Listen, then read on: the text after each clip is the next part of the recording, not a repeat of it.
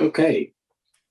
I want to call this meeting of the Kentucky Legislative Ethics Commission to order for April 11th, 2022 via Zoom.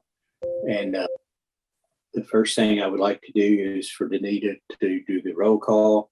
And if you will, in addition to answering that you're present, indicate where you are located. All right, Ernie Harris. Here, and I'm at my home in Oldham County. Okay, Dave Nicholas.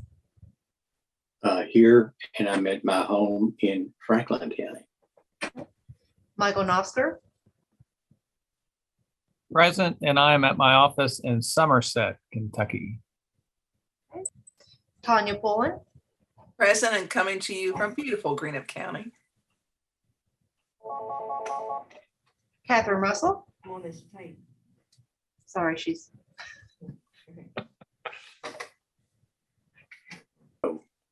Catherine Russell. Here, I'm in my law office in Louisville, Kentucky, and trying to get them to stop calling me. Arnold Good luck Simpson. with it. They do that. They rang it anyway. In Covey, Kentucky. Okay. And Anthony Wilhoy. Here, I'm at the commission office in Frankfurt. Okay, and Sheldon Ball is not here today. That's it. We have a quorum. We have a quorum duly constituted to do business. You have received your packet in the mail, and included in that is your minutes for the last meeting. Is there a motion regarding those minutes? Move acceptance. Second. Any additions or corrections or deletions? Appearing to be none, all those who favor the motion signify by saying aye. Aye. Aye. All opposed, no, and the ayes have it. We're off to a flying start.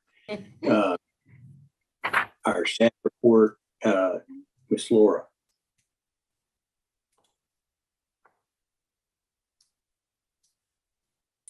Laura, you're muted somehow. I knew I was going to do that because it's a Monday. Not like 2 years haven't taught me anything, right? It's good to see you all. Glad that you're doing okay. To kind of bring you up to speed on where the office is right now. As you know, the COVID numbers are thankfully, mercifully going down. So as of April, we're pretty much in the office all the time together, for better or for worse, maybe for richer or for poorer or something. But it's going well. We've also discussed I think it's a good idea for our staff to have an option to work from home once a week if they want to, because obviously we still have the laptops, we've got our VPN, and we have these really good phones that can transfer in and out. So amongst themselves, the staff have set up a schedule.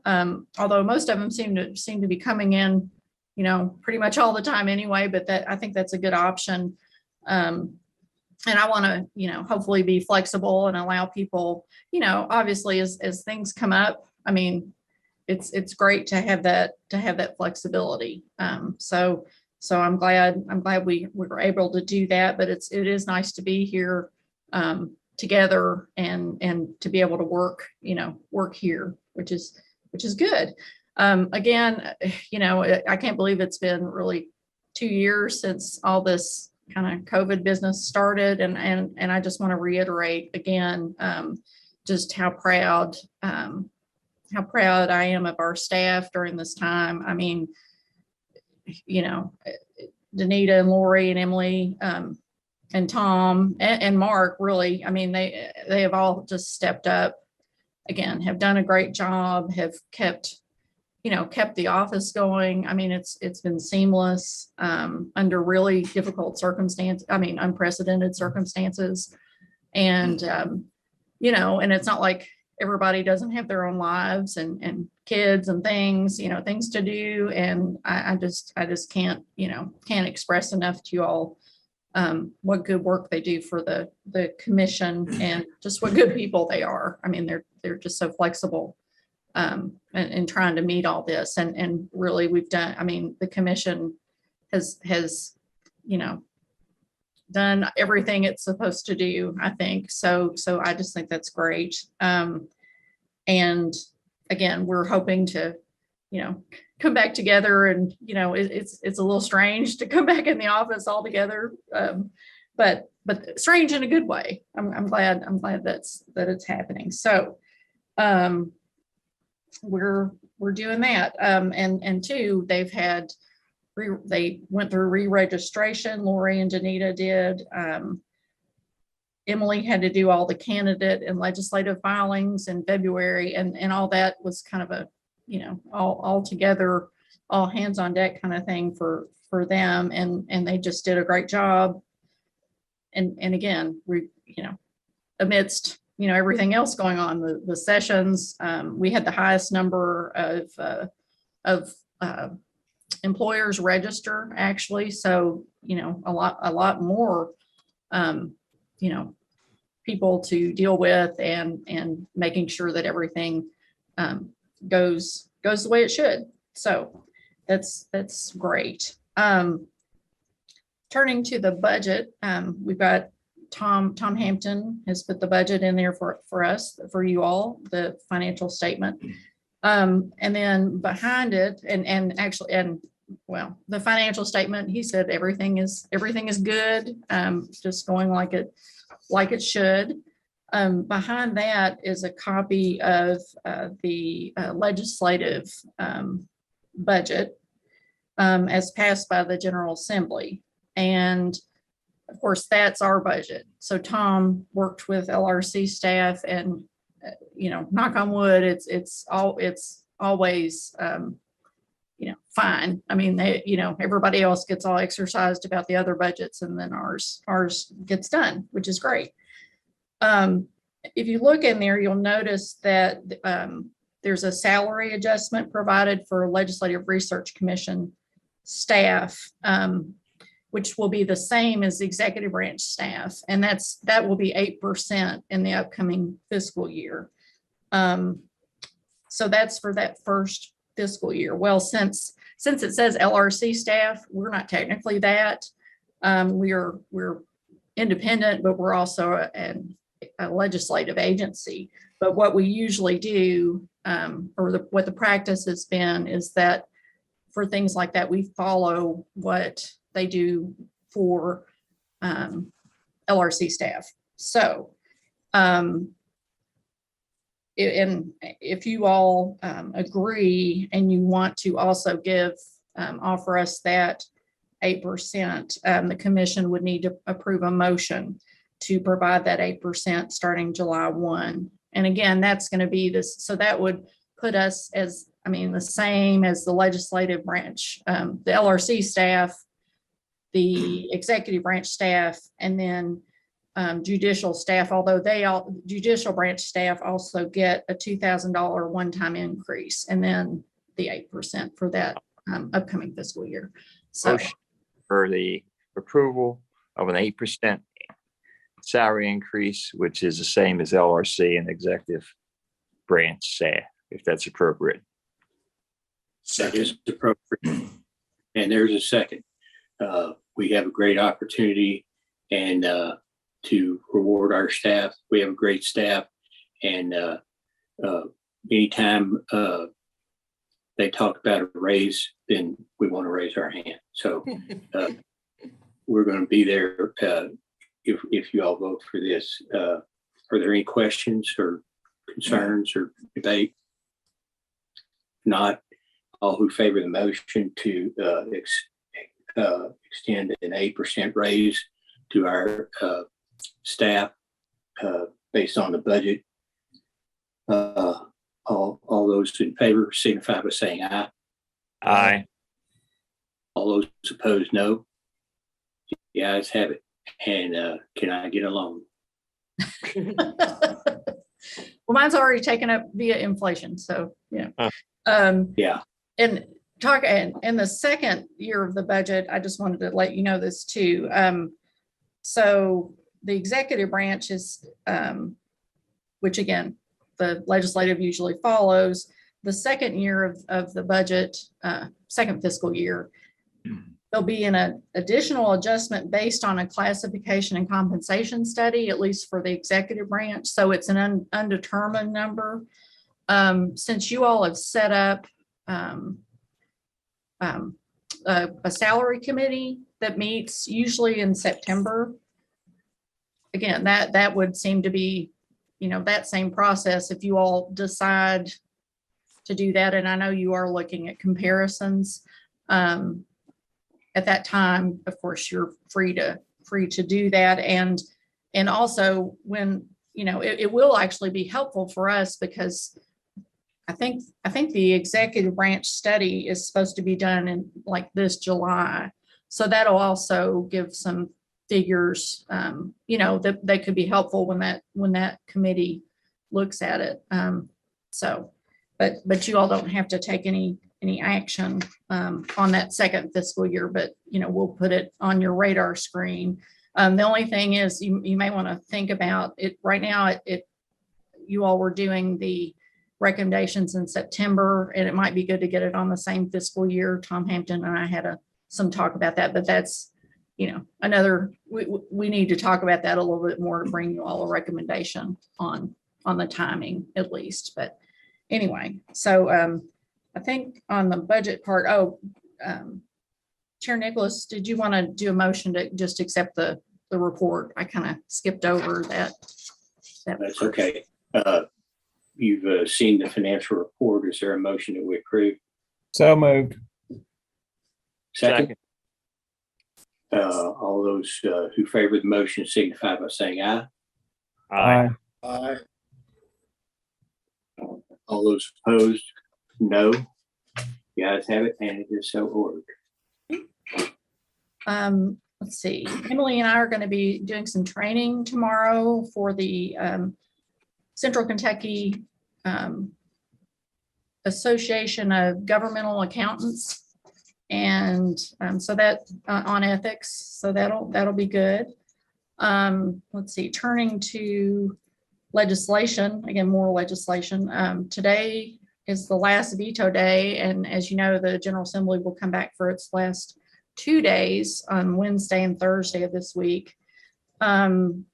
First, the Commission's bill on sexual harassment, which was House Bill 603, was really a no-go this time.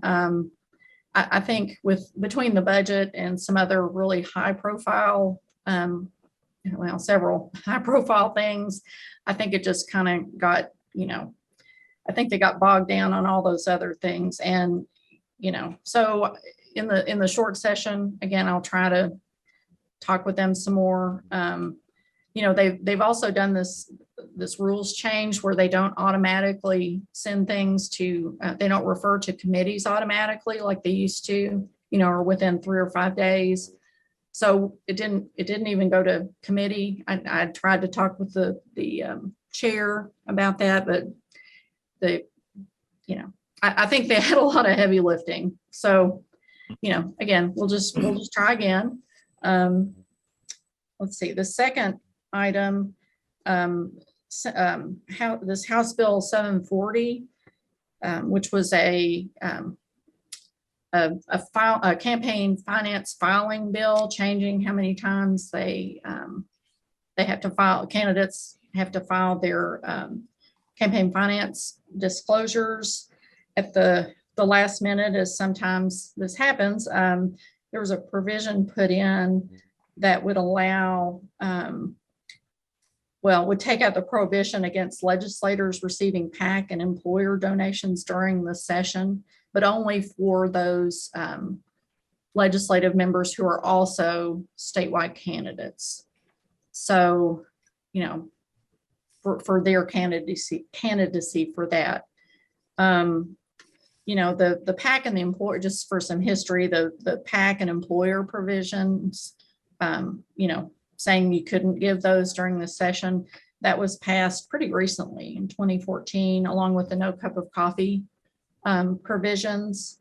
I spoke with the counsel for the Senate president, just to say, it's kind of a step backwards. But it's their policy choice. I mean, the only thing I pointed out to him was that there's a little drafting error with it, but anyway, and thanks to Emily for finding that in the deluge of stuff that happened the last 2 days, the last 2 real days of the session. So, and actually, the governor vetoed it on Friday. Of course, with a supermajority, it's highly probable that will get overridden. But so that's that one. And it should, since it's not all legislators or all candidates, it's statewide ones, it will have a smaller effect, but still. That's that. And they, that they didn't contact us, just for full disclosure. So anyway, the next bill we wanted to bring to your attention is Senate Bill 63. And that's an open records provision, and it would prevent information on former law enforcement, former judges, folks like that, from having information on their addresses and other personal information disclosed. It's a little bit unclear as to whether or not that applies to us, as we do have a specific requirement in the code that says that this information on candidates and legislators shall be made public. But anyway, it's posted in the House orders of the day for the last 2 days of the session. And of course, they could still take action on that if they wish to. But of course, that would not be veto proof, since they'll be gone on the 14th.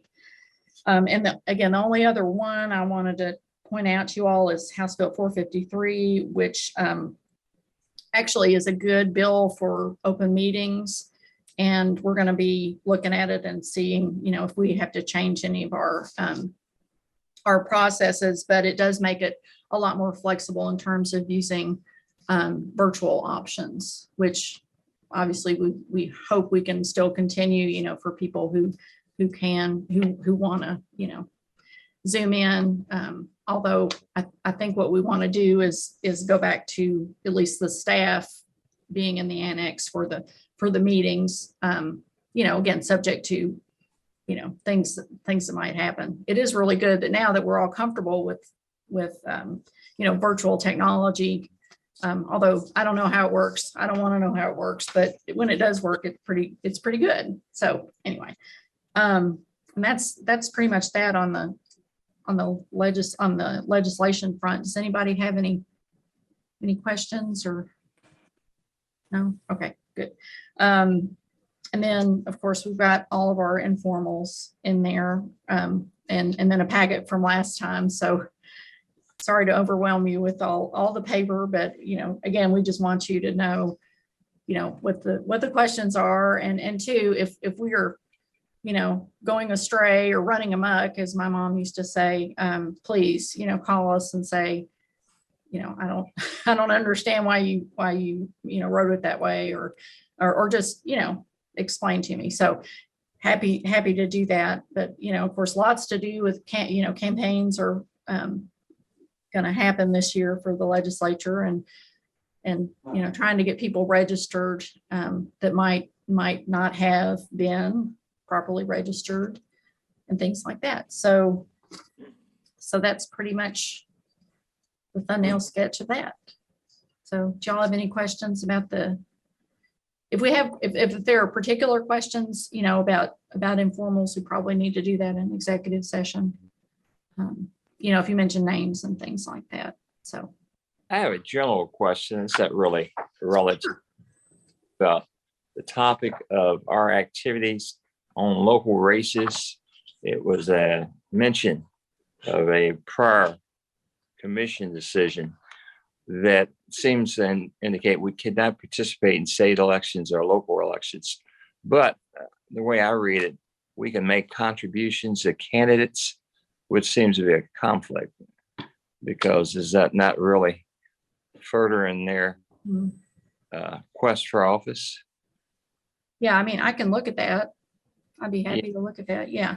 Yeah, because it looked like it'd be one or the other. And I can Yeah. understand that would not be involved in state races, but if you give a campaign contribution, that seems to be being involved in their campaign.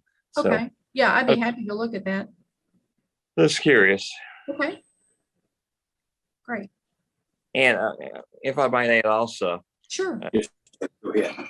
we all know individuals who are in the process of re-election or seeking office. Can we talk to them? They call. Can we offer advice, or I mean, what's the restriction? Opinion. It's probably not good practice to give them advice. But what is it any authority on that? So if a candidate contacts me, as one did, wanted to sit down and just kind of talk about the process of being elected. I told that person I'm not certain that I can really engage that, because that would be could be interpreted as furthering that person's candidacy. Am I correct in that? It could be, but I'd really like to go back and, and look at some of the opinions to give you a definitive statement on that.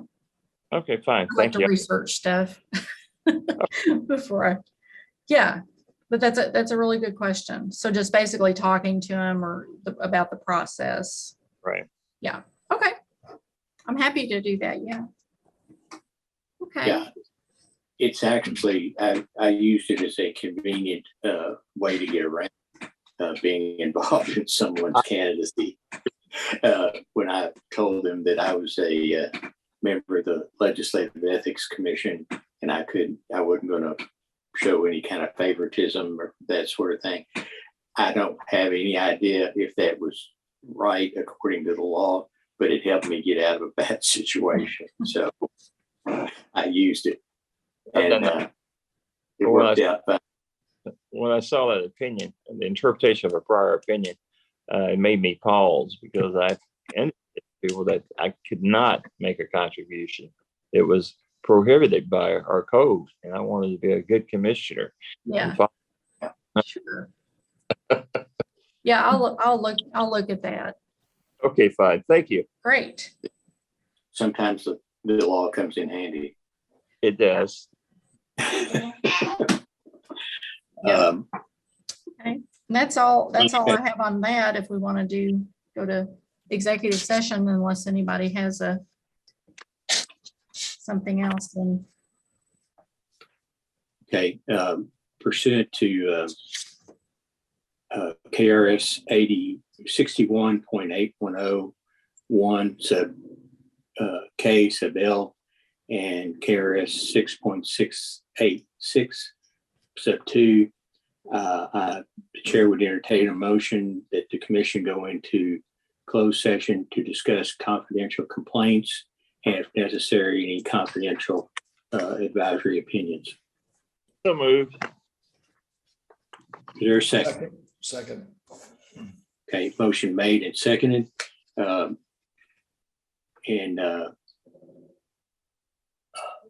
in favor signify by saying aye. Aye. Aye. All opposed, no. Okay, Mark, can you get us offline?